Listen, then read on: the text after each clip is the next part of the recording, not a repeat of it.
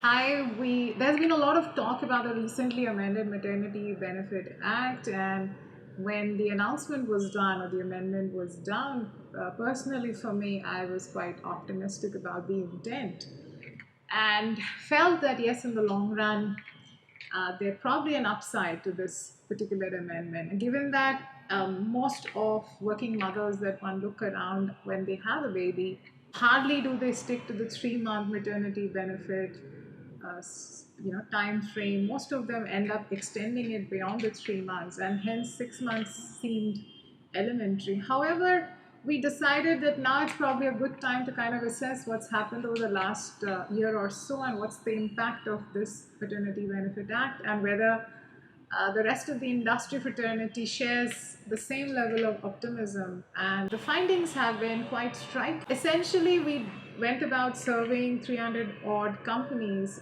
as part of the survey across 10 sectors that we picked out. I mean, we didn't, for paucity of time, we could not cover more than that.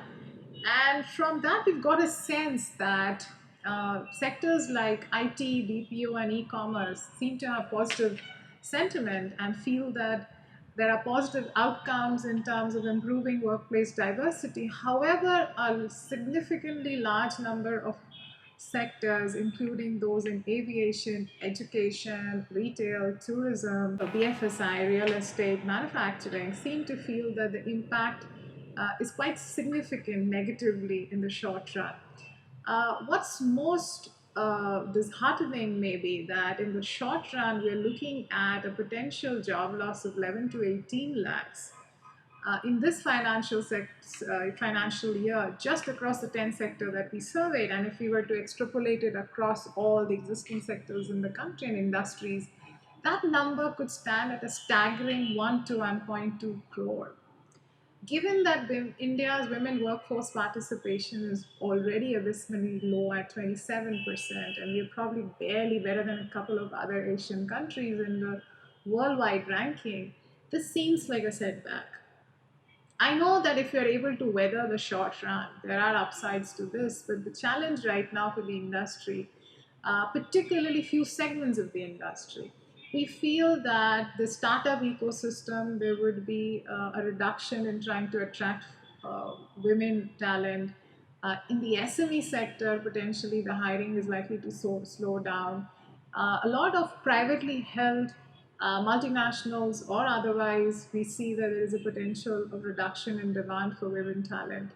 While there would be torchbearers, we believe that the large professionally managed organization, and particularly in certain sector, will continue to kind of be role models for the other industry in terms of encouraging gender diversity and encouraging women talent. However, they'll be few in number in the short run.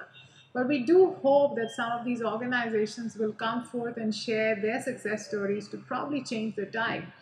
However, finally, there is an impact on business. The cost or the additional cost of 3 months additional benefits that need to be extended is really impacting many businesses.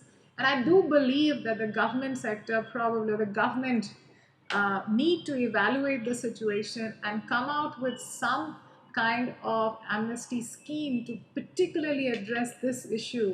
Um, I don't know, the rollback on what's already been announced may not be possible. However, amnesty schemes, particularly for the SME segments, to kind of encourage them to hire more women, especially women who are married, I think is absolute need of the hour. Otherwise, the intent behind doing this amendment might just backfire on us.